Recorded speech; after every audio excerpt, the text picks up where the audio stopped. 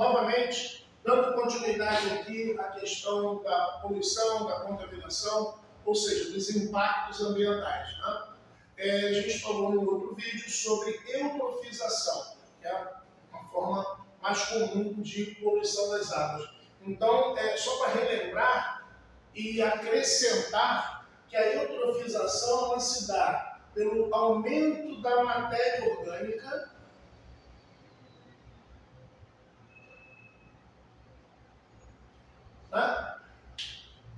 que você despeja num corpo hídrico, no rio, no lago, mas também ela pode ser derivada do uso de fertilizantes em excesso. Tá? Quando o agricultor ele não é bem assessorado, daí a importância, né, do agricultor ao iniciar o seu processo de fertilização, de adubagem, ele contar com o agrônomo, ele contar com o profissional adequado para atendê-lo, ele excede a capacidade do solo na adubagem, né, ele usa lá aqueles fertilizantes. Ele ao colocar fertilizante em excesso, as chuvas ou a própria irrigação podem carrear esses fertilizantes no lençol freático e desembocar no rio, desembocar num corpo hídrico qualquer. Esses fertilizantes, ao chegarem nesse corpo hídrico, eles iniciam um processo de estímulo para a floração das algas. As algas começam a se multiplicar, e olha que curioso, a primeira visão que você tem desse corpo é essa água ficar verde, né? Excesso de algas. O raciocínio seria qual? Bom, se tem muita alga vai ter muito oxigênio. Não é bem assim. Por quê? Porque essas algas vão formar um filme na superfície e esse filme vai impedir a entrada da luz nos estratos mais para baixo desse corpo hídrico. E aquelas algas que estão ali abaixo morrem. Ao morrerem, matéria orgânica. E essa matéria orgânica, reparem, é aquela que vai gerar um aumento na DBO, na demanda bioquímica de oxigênio. Perfeito? Então, os fertilizantes também podem ocasionar a eutrofização. Nós tivemos, por exemplo, no Rio de Janeiro, há alguns anos, o chamado Verão das Gigogas. Né? O que era o Verão das Gigogas? Uma proliferação de uma planta chamada gigoga, que é uma planta aquática. Né? E aí eu me lembro que anunciavam, né, nas reportagens que o esgoto era o alimento das gigogas. Não. O esgoto é o alimento dos decompositores. E onde entram as gigogas nisso? Quando os decompositores decompõem a matéria orgânica, você aumenta a quantidade de sais minerais na água. E aí sim, esses sais minerais é que servem de alimento. Não vamos dizer alimento porque elas são autótrofas, mas ajudam a essas plantas a se multiplicar, a proliferar. Então, os corpos hídricos, os rios, na região onde isso aconteceu, no Rio de Janeiro, na cidade do Rio de Janeiro, ficaram cobertos dessas gigogas. Novamente, bloqueando a luz solar, e aí todas as algas daquele rio, elas morriam, aumentava mais ainda a carga de matéria orgânica, aumentava mais ainda o consumo de oxigênio. Então, eutrofização. Vamos falar um pouquinho da poluição do ar, meus amigos. Nós temos aí alguns aspectos, três fenômenos que são importantes, outros tão importantes quanto que eu só vou comentar. Chuva ácida. Né? A chuva ácida é um fenômeno comum nas grandes cidades, nos grandes centros. Em condições normais, meus amigos, o pH da chuva, qualquer que seja ela, gira em torno de 5,9, 6. Ou seja, pH normal da chuva já é um pH um tanto quanto ácido. Né? Pouco ácido, 5,9, pouco ácido. Nós sabemos que a escala de pH ela vai de 1 a 14, né? Não é o pH em log, né? Mas é um pH que a gente usa na biologia, de 1 a 14, onde de 1 até 6,9 é ácido, de 7,1 a 14 básico ou alcalino. O pH 7 é neutro. pH da chuva, então, já é ácido, 5,9 é um pH ácido. Considera-se chuva ácida quando o pH dessa chuva é igual ou menor a 5,5, 5,5. Lembrando que na escala de pH, na direção do 1, o pH aumenta. Então, 5,5 é muito mais ácido que o 5,9. 5, muito mais ácido que o 5,5. 4, muito mais ácido que o 5. E por aí vai. Então, a partir de 5,5, considera-se uma chuva ácida anormal. Essa chuva ácida anormal, ela é resultante de quê? Ela é resultante da emissão por motores de combustão ou fábricas de compostos à base de nitrogênio e enxofre. Esses compostos de nitrogênio e de enxofre jogados na atmosfera, eles se combinam com moléculas de água formando ácidos. O ácido sulfúrico e o ácido nítrico. Então, ácido sulfúrico, H2SO4, ácido nítrico, HNO3.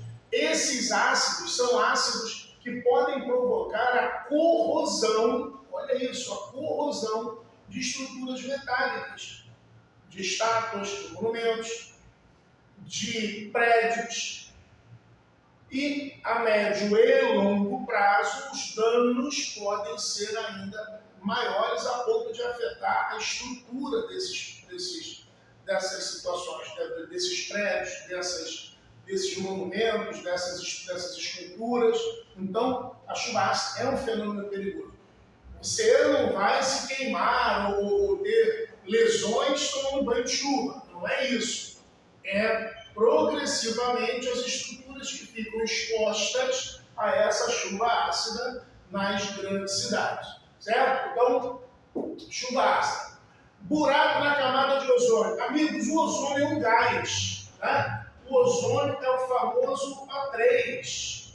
Não é isso? O ozônio é o famoso A3. O ozônio, ele é um gás que, para nós, nível do solo, ele é tóxico. Ele não é interessante que a gente inspire esse gás. Ele é tóxico. Mas, na chamada camada de ozônio, que fica na nossa estratosfera, em torno de 25 a 30 quilômetros, né, de altura, esse ozônio ele é fundamental para filtrar os raios ultravioletas do Sol. Cerca de 90% dos raios ultravioletas do Sol, os raios que são cancerígenos, que são mutagênicos, que provocam alterações no DNA, cerca de 90% desses gases são filtrados por esse ozônio. Qual o problema? Por que está havendo esse buraco na camada de ozônio, que inclusive ainda bem que está diminuindo? Né? Nós descobrimos, na década de 80, um químico naturalista, ambientalista, americano, ele descobriu que alguns gases liberados por alguns equipamentos, geladeira, ar-condicionado, né? Esses gases, eles reagiam com o ozônio, com o O3, e desmanchavam o O3. Ou seja, esses gases, principalmente os CF6, os gases clorofluorocarbono, esses gases, eles destruíam, eles estavam acabando com essa camada de ozônio. O resultado disso é o excesso de raios ultravioletas chegando, né, à superfície do planeta, incidindo sobre os seres vivos. Né? Isso podendo ocasionar até câncer de pele, podendo ocasionar mutações ruins nos seres vivos, etc. E aí houve uma reviravolta na produção desses equipamentos, e ainda bem que hoje os gases usados nos aparelhos de ar-condicionado, nas geladeiras, né, de mais eletrodomésticos e também nas indústrias, esses gases hoje não afetam mais a camada de ozônio. Então, houve um avanço nesse sentido muito grande. Efeito estufa. Né?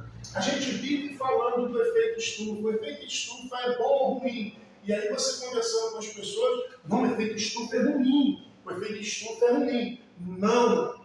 Não. O efeito estufa não é ruim. Como não, professor? Todo mundo fala que o efeito estufa é ruim. Não. Vamos entender o efeito estufa. Vamos entender o efeito estufa. Esse é o planeta Terra. Planeta Terra de dia, planeta Terra à noite. Amigos, durante o dia, a luz do Sol incide sobre o planeta e aquece o planeta. É óbvio, vai esquentar. Né? Todo mundo sabe disso, esquenta. As superfícies ficam aquecidas. Quando vem a noite, esse calor ele se perde para as camadas mais altas da atmosfera. É natural que haja. Você esfria. Pois bem, na nossa atmosfera existe uma camada gasosa. Existe uma camada gasosa formada por água na forma de vapor, gás carbônico, né? Metano, ozônio, etc. Várias outras substâncias, né? Vários outros gases. Embora a água, na forma de vapor, não seja um gás, mas ela está incluída dentro dos chamados gases estufa. Qual é o papel dessa camada gasosa? O papel dessa camada gasosa é reter um pouco desse calor. Amigos, se não fosse a camada de ozônio, nós teríamos 40 graus de dia, 0 grau à noite.